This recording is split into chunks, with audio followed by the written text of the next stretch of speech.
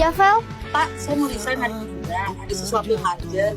Urusan Bapak sudah saya handover ke biaya yang baru dan dia akan masuk hari ini. Hari ini juga. Ada apa, Vel? Ya, saya nggak bisa ceritain sih Pak di sini. Kalau karena uang, bilang aja, Vel. Aku akan cover semua. Bukan karena itu sih Pak. Saya nggak bisa ceritain di sini.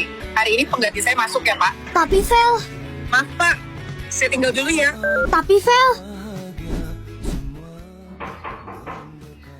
Masuk. Selamat siang Pak, saya Vinsa, PA baru Bapak. Saya sudah pelajari semua jadwal Bapak. Jam 2 meeting, jam 4 syuting, jam 6 dinner. Dan saya juga sudah pelajari semua kegiatan Bapak. Dan saya juga sudah pelajari semua kebiasaan Bapak. Hah? Kebiasaan? Kalau Bapak sedih, Bapak suka pura-pura sibuk, buka laptop padahal layar belum nyala. Kalau Bapak panik, Bapak pencet kalkulator walau nggak ngitung apa-apa.